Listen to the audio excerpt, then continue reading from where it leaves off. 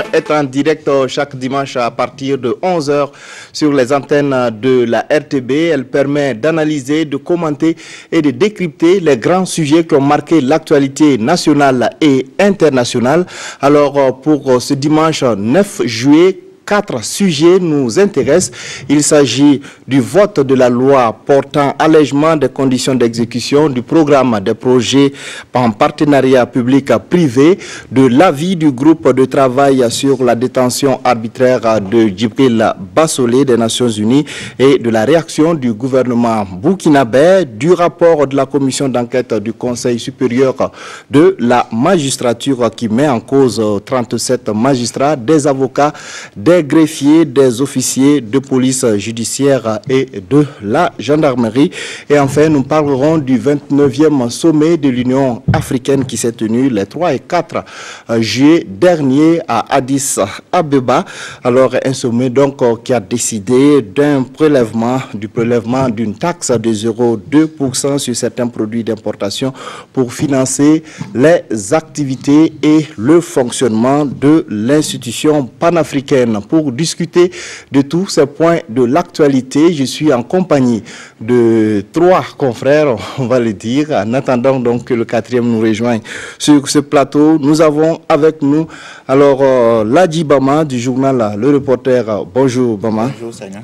Sur ce plateau, Samuel Somda du journal en ligne lefaso.net. Bonjour. Bonjour monsieur. Nous avons avec nous Boukari Woba du bimensuel Mutation. Bonjour Woba. Seigneur, bonjour. Et nous attendons, on l'espère, Soumaïla Rabo de la radio Savane FM. Alors, le lundi 3 juillet, l'Assemblée nationale a voté dans une ambiance, on peut le dire, assez particulière, la loi portant allègement des conditions d'exécution du programme des projets partenariat public-privé. Le vote s'est effectué sans les députés de l'opposition qui ont quitté la plénière, à l'exception de 2 députés de l'opposition. Motif évoqué par l'opposition, cette loi est une porte ouverte à la corruption et au pillage des ressources de l'État. Pour le gouvernement, au contraire, la loi permettra l'exécution de 38 projets, notamment la construction de centres de santé, d'écoles, d'infrastructures routières. Alors, d'abord, on va discuter sur la forme. Vous avez peut-être suivi de près ou de loin donc, le vote de cette loi. Est-ce que vous avez compris l'attitude des députés de l'opposition dans leur majorité qui ont décidé de quitter la salle avant même les débats généraux? Samuel. Oui, enfin, comprendre l'attitude des députés qui ont évacué la salle, oui et non à la fois. Oui, parce que ça se voyait. Le chef de file de l'opposition avait appelé à une insurrection au sein de l'Assemblée nationale. Donc on s'attendait en tout cas à ce qu'il n'y ait pas de débat contradictoire, on s'attendait à ce qu'il n'y ait pas trop de tiraillement, que les gens évacuent tout simplement la salle en guise de protestation. C'est là où ça ne m'étonne pas moi. Là où par contre je pense que ça m'a un peu surpris, c'est que je ne suis pas dans la logique de penser que la meilleure réponse à apporter à une loi pour laquelle on n'est pas d'accord, soit d'évacuer la salle. On reste dans la salle. L'Assemblée nationale, ils ont été élus pour siéger à l'Assemblée nationale. Et ils restent à l'Assemblée nationale, ils essaient de mêler le débat contradictoire. Je pense que là, leur voix aurait porté mieux. Parce que dans tous les cas, c'est vrai qu'ils avaient porté le débat au niveau de sur la place publique à travers certains médias, mais ce n'était pas suffisant. À l'Assemblée nationale, il fallait également bander du muscle, dire ouvertement, voici notre position, nous tenons à la défendre jusqu'au bout, même si on était persuadé que l'opposition ne faisait pas le poids. Quoi qu'on dise, les choses étaient déjà pliées, la majorité était acquise au MPP et à ses alliés, la loi allait être votée, mais au moins c'est de bonne guerre, hein, c'est de bonne guerre en démocratie. Il fallait en tout cas persister dans le débat. D'accord. Oui, Bama.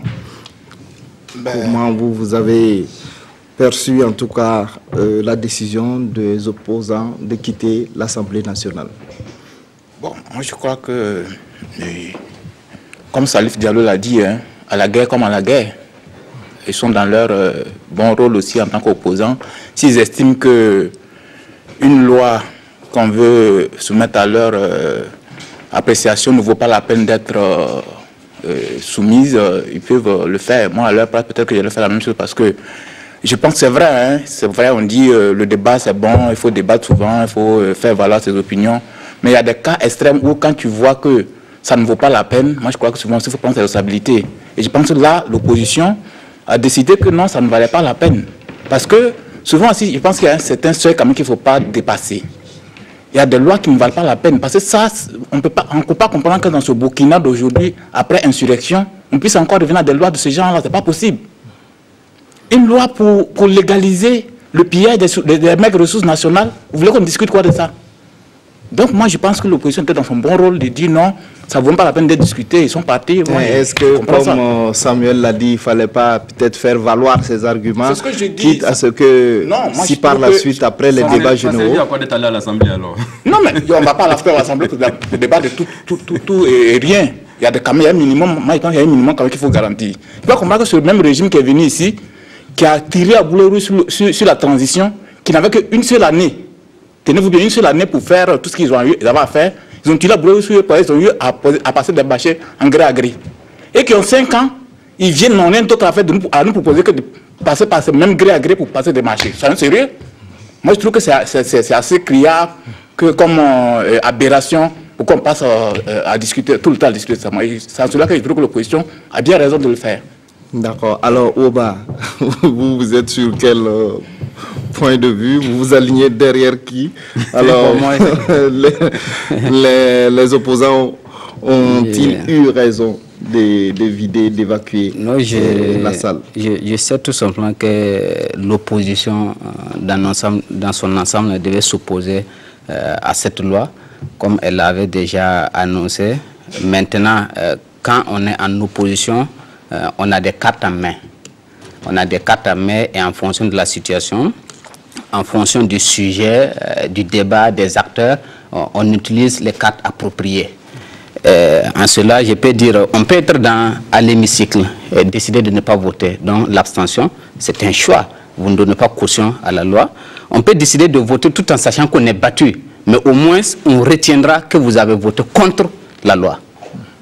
On peut décider de sortir. Et moi, je pense que décider de boycotter une session de l'Assemblée nationale, c'est peut-être la dernière carte dont dispose une opposition. Et manifestement, je me pose la question, est-ce que cette loi en valait la peine? Est-ce que pour cette loi-là, l'opposition doit boycotter l'hémicycle? Et là, peut-être que je n'ai pas encore une réponse toute tranchée, mais je pense que ça mérite beaucoup de réflexion. Quand le Premier ministre a fait son discours d'investiture, l'opposition est restée dans la salle, ne l'a pas voté. C'était une option. On aurait pu voter contre son investiture. Moi, j'étais d'accord avec cette attitude. C'est-à-dire le programme qu'il a présenté, ça ne les a pas convaincus. On ne vote pas contre vous, on ne boycotte pas la session, mais on vous observe. Après, on appréciera. Mais cette fois-ci, c'est une loi que moi, j'estime, comme je l'avais déjà dit précédemment, quand l'opposition a appelé à une sorte de soulèvement, je me suis posé la question, est-ce que ça en vaut la peine que pour cette loi-là, on se soulève jusqu'à ce point-là? Pour moi, j'ai dit, il faut savoir rester dans les proportions, quoi.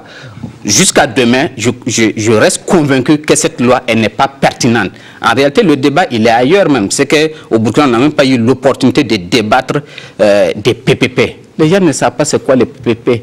C'est récemment, en lançant certaines recherches, je me suis rendu compte qu'en réalité, on a même voté une batterie de lois. On a des lois, on a des règlements concernant les PPP et pratiquement peut-être parce qu'il n'y a pas eu un débat national, les gens n'en sont même pas au courant.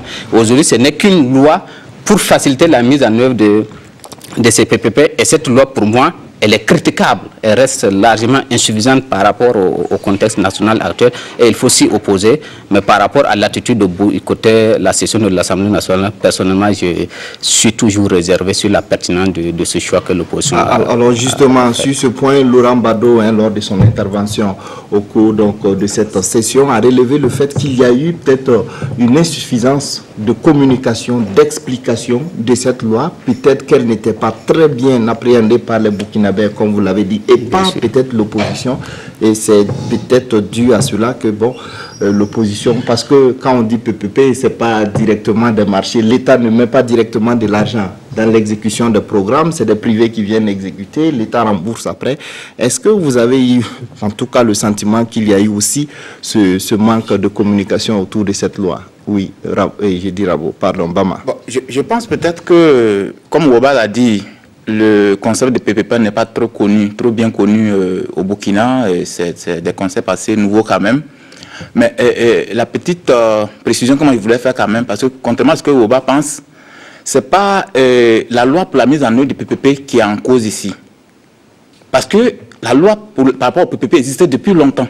Il est bien vieux, et cette loi est bien vieille. Mais ici, le problème qui se pose ici, c'est le fait qu'on veut passer le PPP en gré à gré. Voilà. Il s'agit d'alléger. Si on avait une loi déjà qui régissait les PPP au Burkina, c'est une loi qui est bien vieille.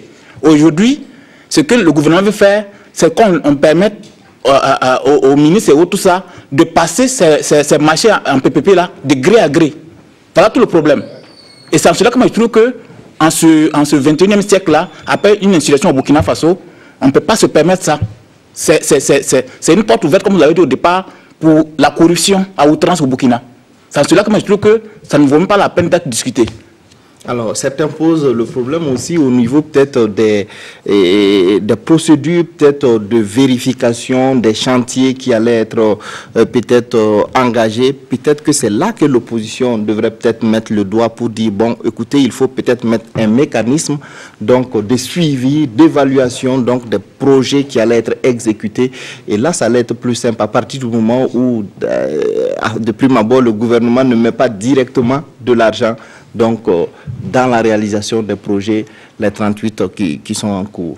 Oui, j'aimerais revenir à la question que tu as posée précédemment, à savoir que ça pourrait aussi consister en un problème de communication. Enfin, là, je ne pense pas trop parce que, quoi qu'on dise, à l'Assemblée nationale, c'est des groupes bien structurés. L'UPC s'est constitué en groupe parlementaire avec quand même beaucoup de spécialistes, alors avec la possibilité de faire appel à des spécialistes pour expliquer clairement ce que c'est ces PPP-là et quelles sont les différentes implications de gré à gré appliquées au PPP. Donc, problème de communication à l'Assemblée, non. Peut-être au sein de la population, nous autres profanes, nous ne sommes pas censés connaître tous les contours de cette affaire de PPP, de gré à gré, mais quand même pas les députés. Pour revenir au débat, moi je ne suis pas dans la logique de pour ou contre les PPP. Parce que quoi qu'on dise, le Burkina Faso a-t-il besoin, oui ou non, de ressources pour financer son développement? Je pense que la réponse est oui. Est-ce que nous avons suffisamment de ressources? Non. Y a-t-il, oui ou non, des privés qui ont des moyens, qui sont prêts à financer, investir pour le développement du Burkina Faso? Oui. Toute la question réside dans la méthodologie, l'approche qu'on a vis-à-vis de cette affaire-là. Comment est-ce qu'on sélectionne nos gars? Et c'est en cela que le débat se referme un peu sur la question du gré à gré. Comment est-ce qu'on sélectionne le privé? Est-ce qu'il est d'une bonne moralité? Et tantôt, comme vous le disiez, est-ce que nous avons pris toutes les dispositions nécessaires pour le contrôle de bout en bout de cette démarche-là? Si oui, je peux dire qu'on est peut-être déjà sur la bonne voie. Parce que, figurez-vous, comme certains l'ont dit, les PPP ce n'est pas nouveau au Burkina Faso. Mais nous sommes quand même en train d'entrer là-dedans subitement, comme dirait l'autre. Est-ce que nous avons le personnel compétent pour négocier les marchés? Selon certains experts, c'est là où le débat devrait plutôt se porter. La loi a été votée, sauf revirement de dernière minute, on ne peut pas revenir là-dessus, donc ça sera appliqué, le gré à gré sera appliqué. Quelle devrait être la partition de l'opposition et même de certaines organisations de la société civile? Ce serait peut-être de veiller à ce que ce soit bien suivi de bout en bout. Est-ce que nous avons pris les dispositions pour contrôler qu'effectivement ceux-là qui sont chargés de négocier les marchés sont suffisamment outillés pour faire face à ces négociations pour ne pas que le public burkinabé soit grugé? Est-ce que le bailleur qui vient avec ses propositions reste dans les dimensions normales des coûts? Est-ce que les coûts qu'ils proposent ne sont pas un peu surévalués? Parce qu'il ne faudrait pas qu'ils viennent nous vendre la colle Sader de 2500 francs sur le marché à 5000. Il faut qu'on essaie de voir dans quelle mesure mettre en place des équipes, des experts suffisamment indépendants pour contrôler toute la machine du début jusqu'à la fin. Parce que quoi qu'on dise, nous sommes dans un... Enfin, le choc là, il est inévitable entre ce marché ultra-libéral avec des opérateurs économiques qui viendront pour faire du profit, alors que nous pensons plutôt au développement individuel du Burkinabé. Est-ce que les deux sont compatibles? Je ne pense pas trop. Oui. Non, je ne réponds pas à Bama. C'est pour dire que la loi qu'on vient d'adopter, ce n'est pas ça la loi sur le PPP. La loi existait, mais cette loi entre toujours dans le cadre de la mise en œuvre du PPP. On estimait que la loi certainement avait des insuffisances selon le pouvoir qui ne permet pas de mettre en œuvre facilement les PPP et qu'aujourd'hui on prend des mesures d'allègement. Donc c'est toujours dans le cadre de la mise en œuvre, surtout que la loi existait depuis bien longtemps. Maintenant sur la question de la communication, je pense que les partis politiques se sont refermés dans un débat entre politiciens et c'est ce qui est dommage. L'opposition a tenu sa conférence de presse pour critiquer la majorité, le pouvoir. Le pouvoir a tenu sa conférence de presse en voyant un peu la déclaration liminaire et puis les propos des différents responsables. On se rend compte que la majorité même ne s'adresse pas à l'opinion. La majorité politique tient une conférence de presse pour répondre à l'opposition politique. Or là, le débat n'est pas là. Il faut s'adresser à l'opinion publique. C'est à l'opinion publique qu'il faut expliquer c'est quoi les PPP, c'est quoi votre loi d'allègement, en quoi est-ce qu'il y a des assurances pour qu'on puisse effectivement vous donner caution dans la mise en œuvre de votre programme. Mais là, ils se sont jetés la balle entre opposition et je trouve cela très regrettable et le débat reste toujours entier. Et je voudrais dire, c'est peut-être parce qu'eux-mêmes estiment que c'est une loi d'urgence et qu'il faut aller très rapidement. Sinon, c'est toujours important. Lorsque le débat se pose, comme c'est le cas aujourd'hui, qu'on prenne au moins le temps. Je pense que tout le monde n'est pas forcément contre les PPP. Mais la manière dont on veut mettre en œuvre les PPP, ça peut constituer véritablement un problème. Et tant que le débat n'est pas épuisé, il faut éviter d'y aller à tue-tête et ensuite de faire des regrets. On a connu des passés pas reluisants dans ce pays. Lorsqu'on a commencé avec les PAS, programme d'ajustement structurel, c'était des pour et des contre. On n'a pas épuisé les débats. Ceux qui étaient pour les PAS n'ont pas gagné le débat, mais on met en œuvre, on verra. Aujourd'hui, quel est le bilan qu'on fait des passes au Burkina? C'est un échec total. Je voudrais qu'on me donne un exemple de privatisation qui est une fierté pour notre pays. Et le débat récent sur les OGM. Sur les OGM, il y a eu ce débat de pour et de contre.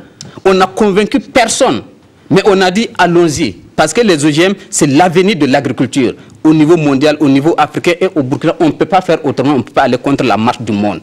On nous a imposé les OGM. On s'est réveillé un matin pour faire tous le constat que les OGM, c'était un échec.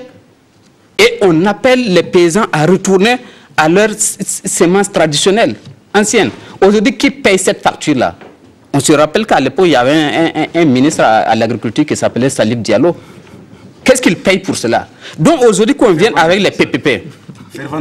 Fervent défenseur des OGM à l'époque. Aujourd'hui, on vient avec les PPP. On dit on met en œuvre. Le débat est là, les gens s'opposent parce que peut-être ils n'ont pas compris. Mais il y a lieu qu'on marque un arrêt, qu'on continue le débat jusqu'à ce qu'effectivement on soit d'accord avec ça pour qu'on mette en œuvre. Ce serait dommage que 5 ans après, on revienne pour évaluer les chantiers qui ont été mis en œuvre dans le cadre du PPP et qu'on se rend compte que c'est un échec qu'on n'a pas, on n'a rien gagné. On connaît les entreprises au niveau national, même les marchés pour lesquels on leur donne et qu'on paye cash à la limite. Après, c'est des avenants à n'en pas finir. Après, quelle est la qualité de l'infrastructure, des chantiers? Tout ça, il y a des critiques à formuler. Aujourd'hui, qu'on veut leur donner des chantiers dans lesquels on ne sait même pas qu'est-ce qu'ils gagnent. Parce que c'est ça le PPP. Ça doit être du gagnant-gagnant. On veut construire une autoroute donnée à l'État. Mais qu'est-ce que ce privé-là gagne à prendre lui son argent qu'il va aller prêter en banque? Quand on dit que c'est des entreprises privées, elles ont l'argent, mais elles ne sont pas assises sur l'argent. Elles s'en vont prêter auprès des banques pour venir exécuter le chantier en attendant que l'État les rembourse. Mais quelle est la contrepartie? On ne sait pas. Un chantier que vous pouvez réaliser aujourd'hui avec du cash, indiscutablement, ça vous coûte beaucoup moins cher que si vous réalisez le même chantier sur un prêt. Et les PPP, ce n'est rien d'autre que des prêts. On prête auprès de ces entreprises-là qui elles-mêmes s'en vont prêter auprès des banques. Donc des prêts sur des prêts, moi j'ai dit ça va être excessivement cher. Donc le débat il est là, il faut qu'on y réfléchisse. Et sur les 38 projets qui ont été sélectionnés, là aussi, il faut qu'on en discute. Moi j'ai regardé, quand on parle de 13 lycées scientifiques au Burkina à réaliser dans l'urgence, ça fait partie des 38 projets. Vous imaginez dans ce Burkina 274 200 km². 13 régions, 45 provinces, avec 13 lycées scientifiques. C'est pour recruter ces élèves-là où chaque région du Burkina a-t-elle besoin d'un lycée scientifique? Moi, j'allais proposer peut-être un seul lycée scientifique, ou peut-être si vous voulez 3 lycées scientifiques. On veut avoir un lycée scientifique de référence qui puisse regrouper tous les enfants de ce pays-là qui veulent aller dans cette filière scientifique-là et qui peut être une référence même régionale, sous-régionale, que des gens viennent ailleurs pour étudier au lycée scientifique, dans un lycée scientifique de Burkina. Mais on va construire 13 lycées scientifiques de Burkina. Quel est l'avenir même de ces scientifiques, entre guillemets, qu'on va former? Il y a des projets pour moi qui ne sont pas pertinents. Aussi, on parle de mettre en œuvre une usine de montage de tracteurs pour mécaniser notre agriculture, j'imagine. Vous savez qu'on a déjà eu un projet de tracteur ici dans ce pays, un projet de l'agriculture qui était piloté par Salif Diallo lui-même. Je pense qu'en prenant la route qui va vers Fada, quelque part à droite, vous verrez même tout un parc, un garage où sont parqués ces tracteurs-là. On les a acquis à quel coût? Ça nous a rapporté quoi? Donc il y a des projets, moi je ne suis pas encore convaincu de leur pertinence. Donc le débat il est à plusieurs niveaux et évitons très souvent d'aller trop en besoin. On nous a imposé une loi au forceps, donc finalement on est contraint peut-être à l'observation. Oui, il faut le dire que oui. En fait, ce que je voulais juste ajouter, c'est que c'est vrai que la loi a été votée. Ça veut dire que le gouvernement a les mains libres pour attribuer ces marchés. Ça, c'est valable pour 6 mois. Est-ce que nous sommes obligés d'appliquer cette loi dans l'immédiat? Moi, je pense qu'il n'y a pas urgence. Il n'y a pas de urgence. On a voté la loi. C'est valable jusqu'à la fin de cette année. Le gouvernement, effectivement, a la possibilité désormais de négocier avec un privé pour un investissement dans un domaine spécifique donné, parmi les 38. Parce que, mine de rien, ça fait 7 000 milliards pour 94 projets au total, mais c'est 38 projets dont il est question pour le moment. Donc, moi, je me dis que tant que nous n'aurons pas encore mis en place une machine suffisamment rodée, c'est véritablement s'aventurer, c'est foncer droit dans le mur, et là, l'échec sera cuisant. Véritablement. Il faut qu'on mette en place d'abord cette machine-là. La machine, c'est quoi? D'abord former les gens, parce que selon certains spécialistes, les PPP, attribution de marché dans le cadre des PPP, et selon la formule classique que nous connaissons, il y a une très grande différence. Il faut des gens suffisamment rodés. Est-ce que nous avons ces hommes-là formés? Non, à ma connaissance. Nous n'avons pas encore ces gens, nous n'avons pas suffisamment conscientisé les Burkinabés. Il faut donner l'information le plus large possible. Parce que, quoi qu'on dise, ça a divisé les Burkinabés à un moment donné, il faut leur faire comprendre le bien fondé de cette option-là. Tant que nous n'aurons pas mis en place cette machine-là, je l'appelle une machine, je pense que ce n'est pas la peine de foncer. On peut sursoir à l'application, quitte à mettre en place la machine avant de s'aventurer. En tout cas, le gouvernement croit dur comme fer que ça va permettre en tout cas la réalisation des projets, des routes, des centres de santé, des écoles. Et ce qu'on peut dire aussi, c'est qu'il y a eu comme une forme de violence verbale entre griffes qu'on a entendu par-ci, par-là, que ce soit les autorités ou que ce soit du côté de l'opposition. Qu'est-ce que vous en pensez finalement, Ladji Bama? Non, moi je crois que cette violence verbale se comprend aisément. En tout cas, moi j'étais très bien comprise. Elle se justifie parce que là, c'est de gros intérêts qui sont en jeu. Les gens ont préparé les beefsteaks qu'ils veulent manger, on veut les empêcher. Il faut comprendre qu'ils soient très remontés. Parce que c'est ça tout le problème. Comme je l'ai dit au départ, tout le problème ici, ce n'est pas question de PPP, ce n'est pas ça le problème. Ce n'est pas le problème qu'on veut mettre en œuvre. C'est la manière par laquelle on veut le faire. La notion de gré à gré qu'on a adoptée ici. C'est ça tout le problème. Et ça, c'est parce que les gens veulent piller de l'argent dans ce pays. Ils ne savent pas comment faire pour le piller tant qu'on est dans les procédures normales. Ils veulent passer par cette histoire de PPP pour piller l'argent, c'est tout. C'est ce qu'il faut comprendre ici. Sinon, comment on peut comprendre que les PPP ont tué? On fait comme si c'était la première fois qu'on regardait des projets en PPP ici. L'échangeur du Nord, c'est un PPP qui est là. Ça n'a pas posé problème en son temps. Pourquoi aujourd'hui ça pose problème, la notion de PPP? Et quand on écoute Salif Diallo, il dépasse le débat carrément. Il parle comme s'il y avait des gens dans ce pays qui ne voulaient pas du développement de ce pays. Il dit que si on construit les routes, que les gens ne veulent pas marcher sur le goudron, d'aller marcher à terre. On n'a jamais dit ça, ce n'est pas ça le problème. Hein? C'est la manière dont vous voulez construire ces routes-là. Des routes de 30 millions qu'on va construire à 40, je ne dis pas 30 millions, 30 milliards qu'on va construire à peut-être 60, 70 milliards. Et le reste, on va se mettre dans les poches. C'est ça le problème. C'est ce qui fait que les Burkinabés sont très méfiants. Et je crois qu'ils ont dû le comprendre, mais ils veulent forcer quand même. Bon, ils n'ont qu'à aller. À la fin, on fera le bilan ici. Voilà. Et quand j'écoute par exemple la ministre de choses, la question que Somda posait, la ministre des Finances, elle dit non, elle tente de rassurer les gens que non, qu'on va tout mettre en œuvre pour que tout se passe bien. Mais elle ne dit pas, c'est qu'elle va concrètement que tout se passe bien. Si même dans les procédures normales, vous n'arrivez pas à contrôler, elle-même elle est bien payée pour le savoir. Seulement, elle citait dans les dossiers de choses de corruption où on dit qu'elle demandait 50 millions à des gens pour passer des marchés. Mais si ça, même en procédure normale, on ne peut pas, non, il faut qu'on se dise la vérité ici là. C'est-à-dire que si même dans la procédure normale, on ne peut pas mettre les garde-fous pour éviter ces dérives-là, et que on pense que c'est en gré à gré, on peut les éviter, c'est pas possible. On peut être sérieux dans ce pays-là un jour. D'accord, alors Sonda, qu'est-ce que vous avez passé oui, sur en tout cas sur le langage, oui, c'est entre du vote de cette loi. Entre hommes politiques, ça peut arriver, on peut se lancer des pics, mais ça aussi on peut être moins vulgaire. Moi j'ai trouvé des gens un peu ça rampait un peu ce qu'ils disaient, parce que il faut savoir à qui vous vous adressez.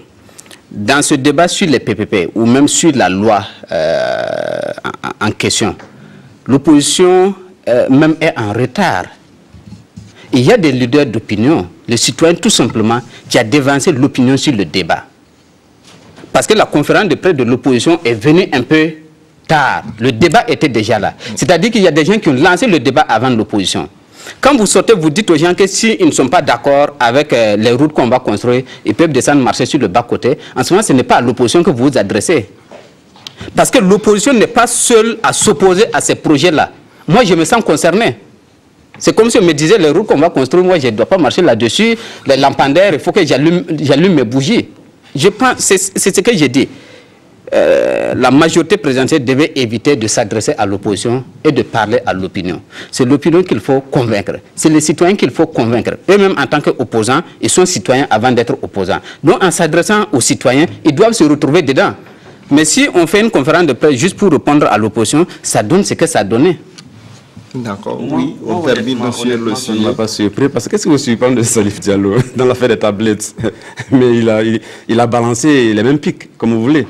Moi, ça ne me surprend pas. Je constate seulement que beaucoup d'hommes politiques, beaucoup d'acteurs politiques vont au-delà de leurs prérogatives pour boxer trop en bas. Et là, ce n'est pas intéressant. Il faut qu'on essaie d'élever un peu le niveau du débat. Qu'on soit beaucoup plus... entre gentlemen, on ne devrait pas tenir certains propos. C'est quoi le véritable problème dans cette affaire de PPP? Essayons de convaincre sur ce plan. On n'a pas besoin de se lancer les pieds, comme Oba l'a dit. Au-delà de l'opposition, il y a certains Burkinabés qui se sentent concernés, qui se sentent visés par ces propos. Et là, ça fait pas joli à mon avis. Mais dans tous les cas, c'est ce que j'ai dit pour rigoler avec des amis. Le printemps de la malcose a commencé. On va rigoler. D'accord. Alors, on va évoluer dans le débat. On a d'autres sujets sur la table et on va parler donc de l'avis du groupe de travail sur la détention arbitraire de Djibril Bassolé. Donc, ce groupe de travail des Nations Unies, il faut le préciser, a rendu public son avis en début de semaine. Alors, selon cet avis, la détention de Djibril Bassolé est arbitraire et le groupe de travail demande sa libération. Alors, qu'est-ce que vous avez pensé de cet avis du groupe de travail? Bama. Ben, je l'ai vu aussi, comme tout le monde, c'est un avis. C'est leur avis. Il n'empêche qu'on peut avoir d'autres avis aussi qui peuvent être contraires à ces avis-là. Moi, en tout cas, ce n'est pas mon avis. Parce que pour avoir vécu au Burkina au moment des événements, pour avoir entendu ce que j'ai entendu, et quand je lis ce document, il y a des parties que je vois, je ne sais pas sur quel plan on se trouve finalement. Alors je lis des choses, je ne sais pas si c'est vraiment, si les gens sont sérieux souvent dans certaines déclarations, on nous fait croire que parce que l'interlocuteur de Djibril Bassolé dans la conversation a été, le thème c'était quoi? On a abandonné les poursuites contre la personne. Moi je ne sais pas à quel moment on a abandonné les poursuites contre l'interlocuteur de Djibril Bassolé en question. Je sais tout simplement quand on a tenté d'annuler les mandats, mais là, même là ça n'a pas été annulé, parce que moi je sais en tout cas, le juge en son temps, il a bel et bien lancé ses mandats. Il a relancé, on a annulé, mais il a relancé ses mandats. Seulement, il y a des gens dans le gouvernement qui ont refusé de les acheminer.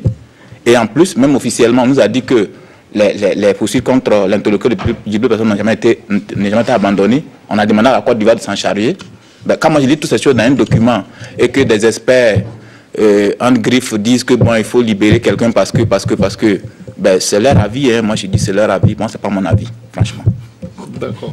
Oui. Non, ça tout simplement, moi je dirais que c'est plutôt la résultante d'une, pas une mafia, une machination sur le plan international. Parce que quand on dit Djibril Bassolé, c'est pas n'importe qui. Excusez-moi de le dire, ce n'est pas n'importe qui pour ce qu'il a été. Ministre de la Sécurité qui a coopéré avec les renseignements français, ministre des Affaires étrangères.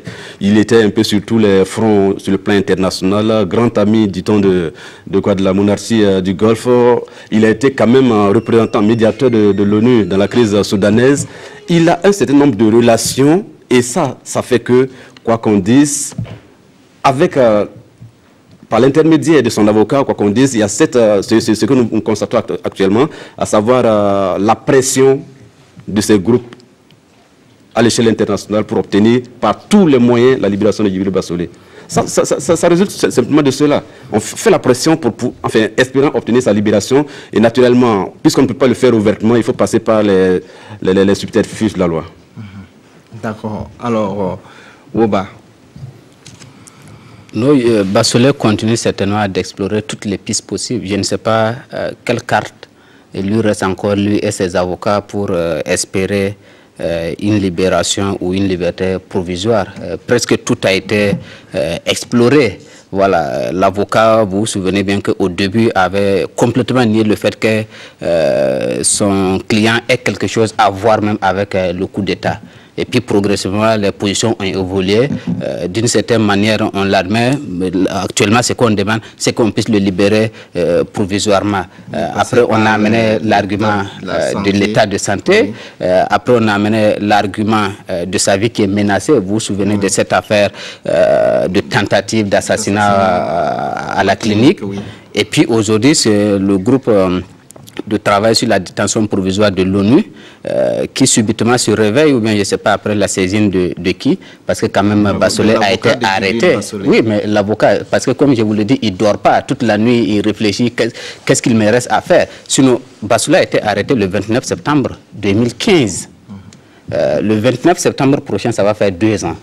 Donc pratiquement 2 ans après, on se souvient que, attention, l'ONU aussi est une voie de recours possible. Il y a un groupe de travail sur la détention provisoire. Il faut saisir cet organe-là. On saisit l'organe qui effectivement fait, soi-disant, ses enquêtes et rend un rapport qui est même critiquable. Je suis entièrement d'accord avec le gouvernement burkinabé. Quand vous le prenez, vous vous demandez, mais est-ce que c'est vraiment des experts qui travaillent dedans?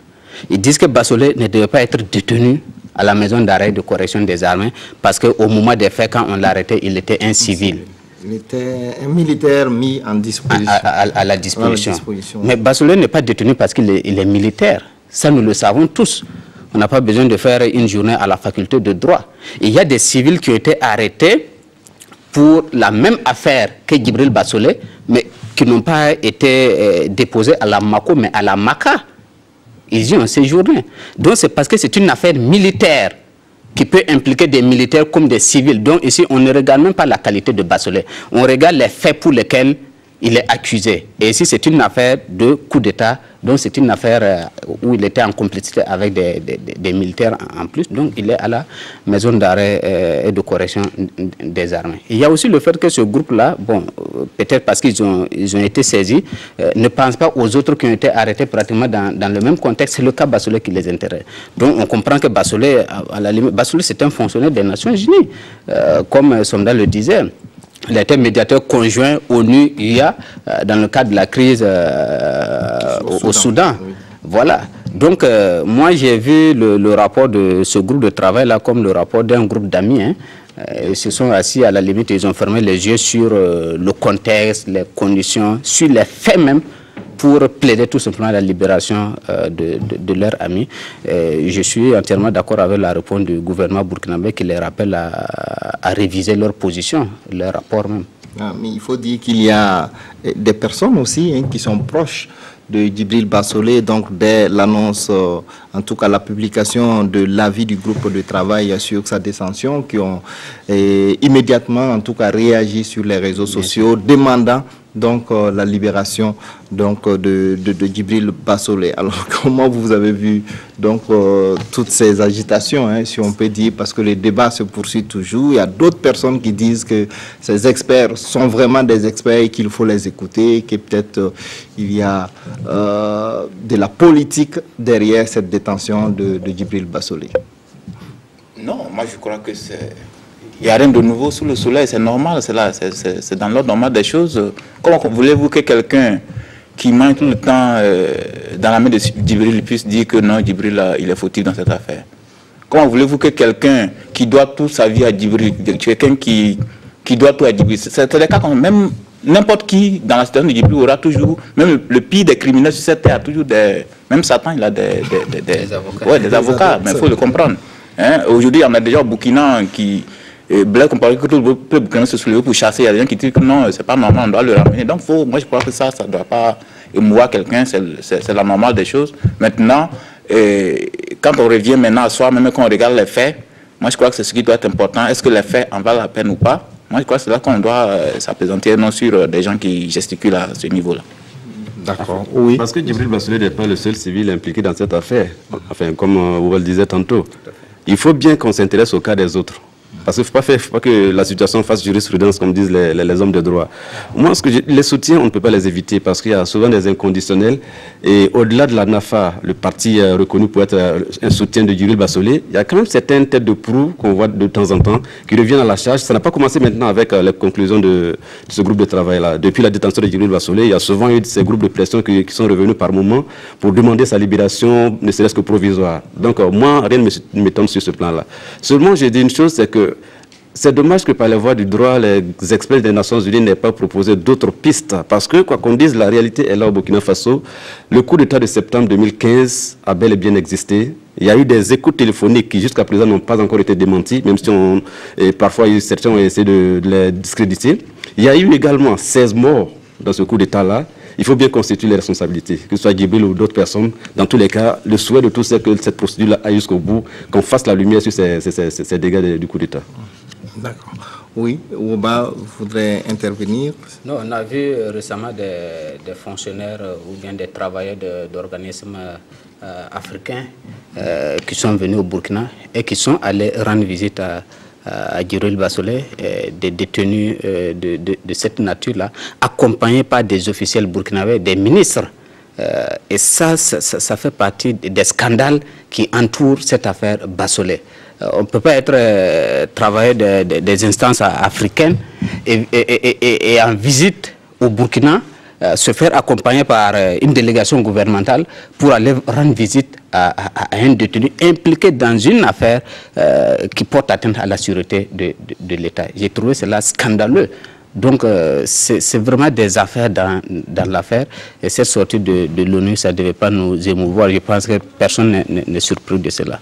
Je voulais juste ajouter aussi que c'est vrai, le groupe d'experts, leur travail, comme on l'a reconnu ici, bon, c'est ce qu'ils auraient pu faire en tant que bons amis de Djibril Bassolé. Mais là où moi je peux les comprendre un peu aussi, c'est que le gouvernement burkinabé doit s'en prendre qu'à lui-même. Parce que quand je vois les gens qui se sentent un peu comme piqués dans leur honneur, qui réagissent maintenant au sein du gouvernement, mais quand il faisait le mouta-mouta dans la gestion du dossier au niveau de la Cour de cassation et tout ça, il fallait qu'ils s'attendent à ce que aussi le retour du boomerang. Parce que c'est ça aussi. Si on avait traité ce dossier de façon vraiment rigoureuse depuis le départ, on n'avait pas donné l'occasion à ces gens de personnes de venir nous rendre ces gens de leçons-là. C'est parce qu'à un moment donné, on a fait de la complaisance dans la gestion de ce dossier. On n'a pas géré le dossier de façon rigoureuse. On a levé des mandats dans des conditions tortueuses et tout ça. C'est ce qui fait que les autres je crois que non, ils ont des raisons aussi de revendiquer une liberté pour Djibril Bassolé ou même de le gracier totalement. Parce que là, il a conversé avec quelqu'un, à un moment donné, on tente de sauver cette personne-là et puis le laisser lui seul. Il a des raisons de considérer que bon, il y a 2 poids 2 mesures dans l'affaire. Voilà. D'accord. Alors on va rester dans le domaine de la justice. Alors la commission mise en place par le Conseil supérieur de la magistrature pour enquêter sur les atteintes à l'éthique et à la déontologie de la justice a publié ses conclusions dans un communiqué sur 51 dossiers examinés. La commission a conclu à l'existence de manquements dans 29 dossiers impliquant 37 magistrats principalement et incidemment, 3 avocats, 5 greffiers et 4 OPJ et APJ de gendarmerie. Alors, peut-être que vous avez vu ces conclusions.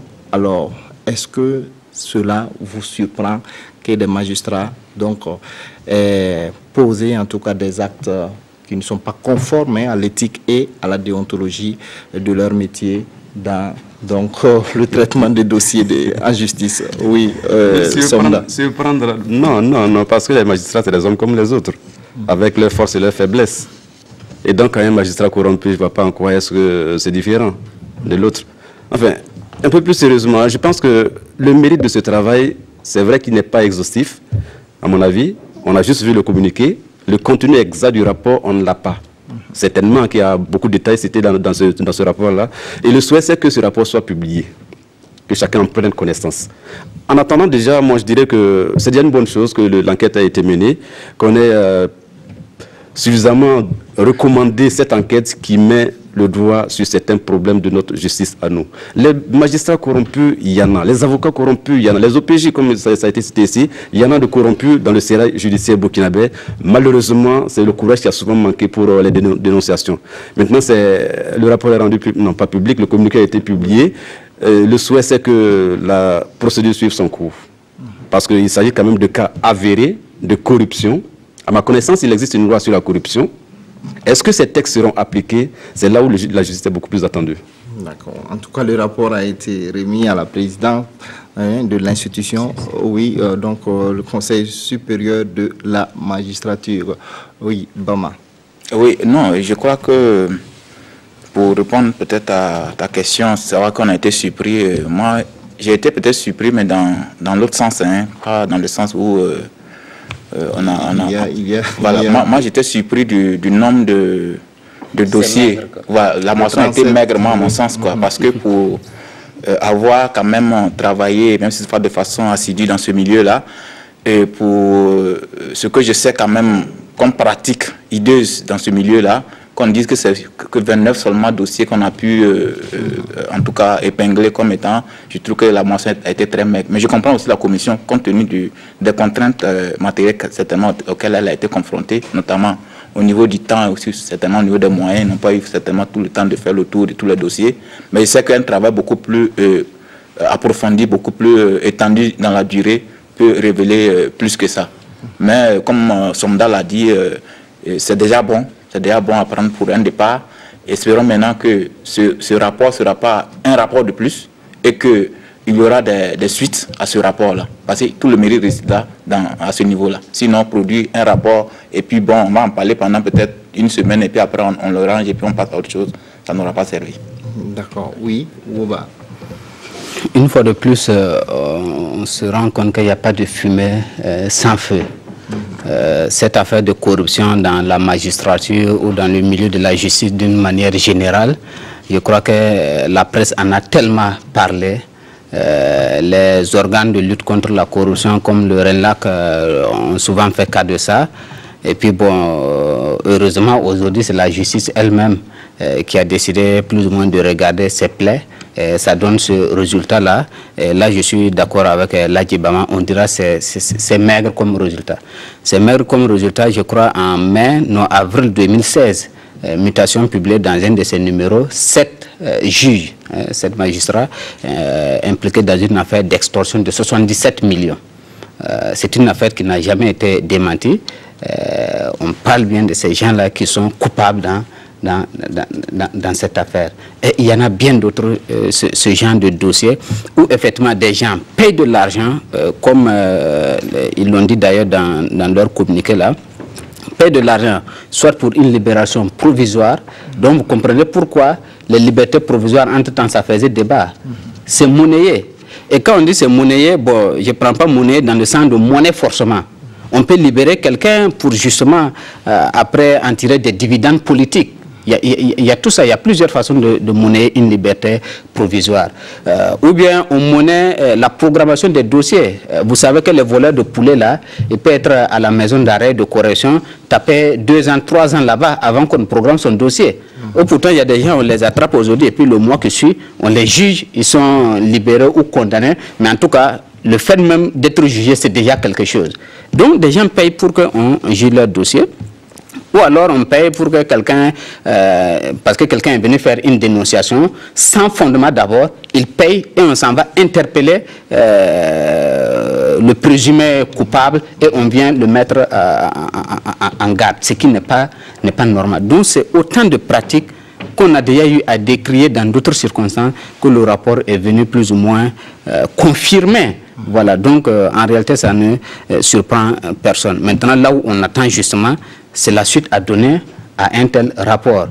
J'ai cru comprendre que la présidente du CSM n'a pas le pouvoir de poursuite en la matière et que ça reviendrait au ministre de la Justice. Si c'est le cas, en tout cas, peu importe l'autorité qui a la responsabilité de donner suite à ce dossier, à ce rapport-là, il faut que les jours à venir, on puisse en entendre parler. Et vous savez que si on y prend garde, il y a des tentatives de manipulation. Vous savez qu'on a tenté de jeter le discrédit sur la commission, même de salir la commission pour pouvoir salir plus tard le rapport qu'il va rendre. Oui. Voilà, donc ne soyons pas étonnés que dans les jours à venir, il y ait aussi des attaques même du rapport pour dire que c'était un rapport voilà, de chasse aux sorcières, on a ciblé des gens. Mais non, les faits sont là, des personnes sont accusées dans une atteinte à la déontologie et à l'éthique de leur profession. Il faut que ces personnes répondent devant au moins la commission de discipline. En tout cas, sur les réseaux sociaux, les réactions donc, des internautes le plus souvent, c'est qu'il y a comme une forme d'impunité dans ce milieu de magistrats, puisque c'est eux qui sont chargés de juger les gens, et donc ils bénéficient d'une sorte d'impunité, même quand ils posent certains actes qui sont contraires donc, aux procédures, en tout cas à la déontologie de leur métier. Je pense que le Conseil supérieur de la magistrature a tenu justement donc sa deuxième session, les 6, 7 et 8 juillet dernier, et a adopté à ce titre un nouveau code déontologique, en tout cas en ce qui concerne le travail des magistrats. J'ai vu justement qu'ils ont adopté un nouveau code et je m'attends certainement à ce qu'on adopte un nouveau code, mais c'est pas pourquoi on adopte un nouveau code juste au moment même où on remet le rapport.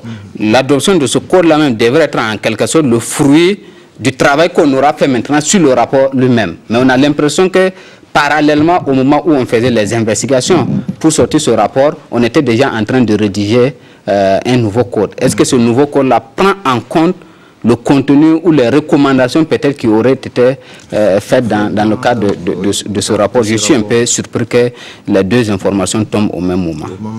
J'espère seulement que ce n'est pas pour faire de la diversion, pour parler de nouveaux codes qui viendraient peut-être absoudre un peu tout ce qui est attendu dans la suite de la procédure. Parce qu'effectivement, quoi qu'on dise, le public burkinabé, ce n'est pas nouveau, il est dessus de sa justice. Et notre justice a besoin de beaucoup de réformes, énormément de réformes. J'espère que le ministre Bagoro ira au-delà de la conception qu'avait l'autre là, Bourema Badini, avec son concept de juge acquis, pour véritablement mettre en place une équipe judiciaire véritablement neutre, professionnelle. C'est de cela que le peuple a besoin. Oui, mais et sur l'avenir, beaucoup de personnes pensent aussi qu'avec peut-être les nouvelles conditions, si on peut dire ainsi, de vie, voilà, et de travail qui ont été donc accordées aux magistrats, il y aura peut-être moins de corruption, moins donc d'entorse donc aux procédures. Qu'est-ce que vous en pensez? Parce que actuellement sur le plan matériel, salarial, ils sont pratiquement au même niveau que les deux autres membres de l'État, de droit, le gouvernement et les députés. Donc on peut dire qu'ils sont suffisamment peut-être nantis pour peut-être succomber à des tentatives de corruption. Oui, Bama? Non, je crois que tout le monde rigole et tout le monde sait pourquoi tout le monde rigole, parce que en son temps on l'avait dit, et augmenter les salaires des gens n'a jamais été une solution pour les mettre à l'abri de la corruption. Bien au contraire. La corruption, moi je crois que c'est une question de morale, d'éducation. C'est-à-dire que tu peux être même payé à 5 francs et refuser d'être corrompu. Tu peux être payé à des milliards et être corrompu. Donc moi j'ai toujours dit que donnons même 10 milliards à nos magistrats par mois, s'ils vont être corrompus, ils seront corrompus. Parce que c'est un cycle très très simple. C'est-à-dire que quand tu as 10 millions aujourd'hui, tu as des besoins de 11 millions. Et le gap là, il faut trouver des moyens pour le combler. C'est comme ça que ça fonctionne. Donc moi je ne suis pas surpris que cette histoire de matériel qu'on a arrangé du côté des magistrats n'ait rien changé à cette histoire de corruption. Ça ne va pas changer. C'est une question de mentalité. On est dans l'air du temps. C'est dans l'air du temps parce qu'au Burkina, c'est quoi? Le magistrat, il est là, il voit le petit, son camarade de campus avec qui ils ont fait le campus, qui est DAF quelque part, qui a monté un R+5, alors que bon, il n'a pas de mérite plus que lui. Lui aussi, bon, il cherche comment il a monté R+5. C'est comme ça que ça fonctionne au Burkina aujourd'hui. Chacun, c'est la course à l'enrichissement. Et tant que ça ne va pas finir, ne croyez pas que on va mettre fin à la corruption, c'est pas possible. Oui, Ouba. En la matière, j'aime écouter Maître Farama, Prosper, s'exprimer là-dessus. On peut payer les gens autant qu'on veut, mais ça ne peut pas être une voie, un moyen de lutte contre la corruption. Bien au contraire, quand quelqu'un est payé en centaines de mille, il faut peut-être dans l'ordre des centaines de mille pour le quorum. Quand quelqu'un est payé en millions, il faut des millions pour le quorum. On ne peut pas te payer à 1 million et quelqu'un va venir te proposer 100 000 francs pour te quorum et puis tu vas accepter. Quand quelqu'un touche des milliards, il faut des milliards pour le quorum. Donc on a relevé l'assise salariale des avocats, des magistrats. Ils vont demander désormais plus. Et ça c'est grave. C'est tout simplement un virus qui est dedans qu'il va falloir combattre. Et sur la question, j'étais d'accord avec Salif Diallo quand une fois il a parlé de ces gens-là comme des affairistes. C'est des affairistes. Notre milieu de la magistrature, de la justice, c'est un milieu des affaires. Et ça, il faut véritablement qu'on se lève pour combattre ça. D'accord. Oui, s'il n'y a pas une réaction, on va donc entamer le dernier volet, le dernier sujet de cette émission. Il s'agit bien donc du 29e sommet de l'Union africaine qui s'est tenu les 3 et 4 juillet à Addis Abeba. Tirer pleinement profit du dividende démographique en investissant dans la jeunesse, c'était le thème central, mais il faut dire que les débats se sont plus focalisés sur le mécanisme de financement de l'Union africaine. Alors, il a été décidé donc d'instaurer une taxe de 0,2% sur les importations non africaines de chaque pays pour financer l'organisation continentale. Alors, qu'est-ce que vous pensez de cette initiative? Est-ce qu'elle va vraiment permettre donc à l'institution de faire face à ses dépenses et à ses investissements? Enfin, moi, ce 29e sommet de l'Union africaine, il m'a intéressé pour son thème. Rien que ça, la jeunesse, dividende démocratique, il faut qu'on, enfin démographique plutôt, oui. Il faut qu'on essaie de mener la réflexion sur comment est-ce que nous gérons cette jeunesse africaine dans les années à venir. C'est le thème qui m'a intéressé. Les autres décisions, c'est pratiquement la même chose. La même chanson chaque année, on prend des résolutions. On n'a jamais eu la capacité de trouver l'union entre nos chefs d'État. Quand c'est pour comploter ou pour les messes basses, effectivement, là, il y a la possibilité de s'unir. Mais pour le développement véritable de l'Afrique, moi, je fais le constat que ça n'avance pas, du tout. Alors donc, vous êtes pessimiste par rapport à cette Comment est-ce qu'ils vont s'entendre? Comment est-ce qu'ils vont s'entendre? C'est pratiquement impossible. Dans nos petits États, dans nos micros-États, comme on le dit, est-ce que nous avons les ressources nécessaires, d'abord sur le plan interne, pour pouvoir faire face à l'extérieur? Non. Est-ce que nous décidons de notre politique économique? Non. Le franc CFA, pour parler de l'Afrique de l'Ouest et de ces pays-là, nous dépendons de la France. Il y a tout un ensemble de choses qu'il faut d'abord examiner, tendre vers une certaine autonomie avant de vouloir s'imposer. Des produits non africains qui seront taxés à 0,2%, c'est bien beau de le dire. Ça, c'est juste une déclaration à l'emporte-pièce. Est-ce qu'on pourra véritablement imposer ça? Moi, je doute fort. En tout cas, pas avec l'état d'esprit de nos chefs d'État actuellement. D'accord. Alors, Bama? Non, je partage le pessimisme de Somda, parce que ce genre de résolution, ce n'est pas la première fois qu'on le voit au niveau de cette institution-là. Avant cette histoire de 2%, il y avait la fameuse histoire de taxes sur les billets d'avion, sur même les frais d'hôtel et tout ça, même les SMS de téléphone. Il y avait eu des décisions qui avaient été prises à ce sens-là pour financer cette institution-là, mais ça n'a jamais prospéré. Et moi, je suis surpris qu'on parle de cette histoire de taxes à l'importation comme c'était un fait nouveau. C'est vieux d'une année maintenant au moins. C'est la première fois qu'on en a passé depuis le Rwanda chez Kagame lui-même. Oui, c'est lui qui avait été chargé donc de proposer certaines réformes pour permettre à l'Union. Voilà. Et quand je lis certains j'écris, apparemment, il y a déjà même des réticences. Au niveau il y a des pays déjà qui ont déjà affiché leur opposition à ces trucs-là. Donc, c'est pour dire que ça ne va pas aller quelque part. Il n'y a pas lieu d'être optimiste ou de mesure dans cette histoire-là. C'est comme Somda l'a dit, nos chefs d'État là, et le développement véritable de l'Afrique, ce n'est pas ça leur priorité. C'est ça le gros malheur de l'Afrique. Il faut qu'on en arrive à trouver des chefs d'État comme Sankara qui vont vraiment vouloir se sacrifier pour un idéal. Malheureusement, on a des chefs d'État aujourd'hui qui sont des affairistes, qui veulent s'enrichir. Ils n'ont pas d'idéal politique. C'est ça le gros malheur ici. Et parlant d'indépendance de l'UA et même de l'indépendance des pays africains de façon générale, il y a des choses, il y a des remises en cause qu'il va falloir faire. Il y a un autre qui est là qu'il va falloir démolir et reprendre. Ça veut dire qu'il y a des sacrifices qu'on doit accepter. Quand on parle du franc CFA, quand on en parle, les gens trouvent que non, il ne faut pas remettre ça en cause, il y a un autre qui est là. Mais on ne peut pas se développer si on n'arrive pas à se sacrifier à un moment donné. Le début peut être dur, mais il faut qu'on revienne à nous-mêmes en Afrique ici, penser nos développements à partir de l'Afrique. Autrement, on va continuer à végéter dans ce désordre, on ne va jamais s'en sortir. En tout cas, le financement de l'Union dépend à plus de 80% donc, des donateurs de l'extérieur, notamment l'Union africaine, les États-Unis et la Chine. Oui, Woba. Bien sûr, ça a toujours été ainsi. Au moins 76% jusqu'à 80% du financement de l'Union africaine, le fonctionnement, ça vient des pays de l'extérieur. À commencer par le siège de l'Union africaine. Comment vous pouvez imaginer que le siège de l'Union africaine soit construit par la Chine? Or, c'est ça, c'est la Chine qui a construit le siège de l'Union africaine. Est-ce que nous, États africains, 55 États ou combien, on va accepter que ce soit une puissance étrangère qui vienne construire notre siège, notre maison? Et comme Joseph Kizerbo disait, si vous dormez sur la natte de l'autre, c'est comme si vous dormez à terre. Ce siège de l'Union africaine que j'ai eu l'occasion de visiter à l'occasion d'un de ces sommets, il est fabuleux, il est beau, mais il ne nous appartient pas. Moi, je ne me suis pas senti dans ce siège-là quand vous savez que c'est construit par les Chinois. Donc, il faut qu'on arrête avec la comédie, à commencer par la tenue même de ces sommets-là. Somda parlait tantôt du titre, du thème, et ça me faisait rire.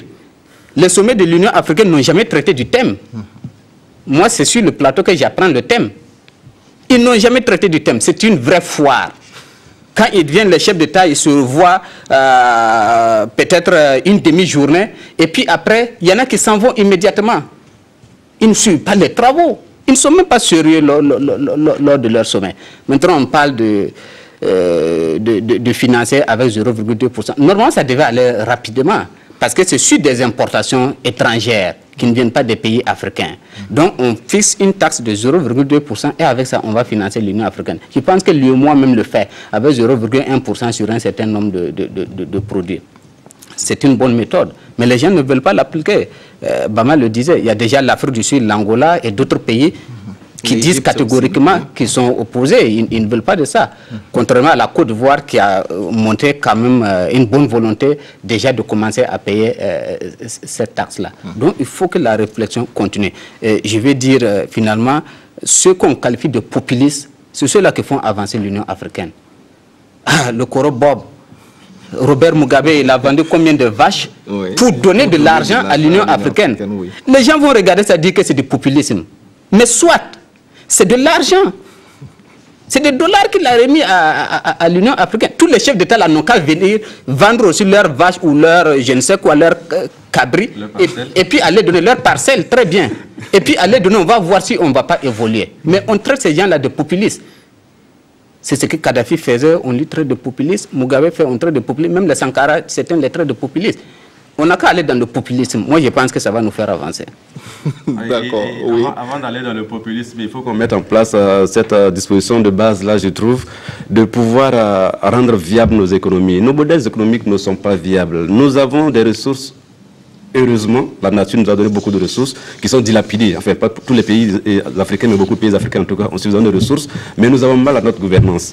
Pendant que d'autres, à l'échelon international, parlent de marché véritablement structuré, nous en sommes à parler de 21 de tel ou tel marché. On ne peut pas avancer, on ne peut pas aller en compétition sur le plan international avec ça. On ne peut pas. Et donc, imposer quelque chose suppose que vous ayez d'abord les reins solides économiquement. Sinon, vous allez avoir des sanctions. Ok, alors chacun a pu s'exprimer sur les différents sujets donc, que nous avons à l'ordre du jour donc, de débat de presse de ce dimanche 9 juillet.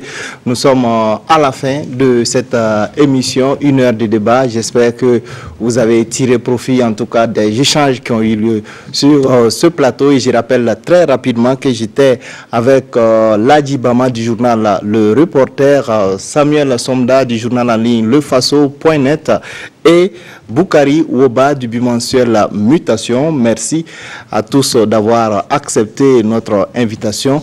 Merci à vous qui nous avez suivis. Passez d'excellents moments en compagnie de nos programmes.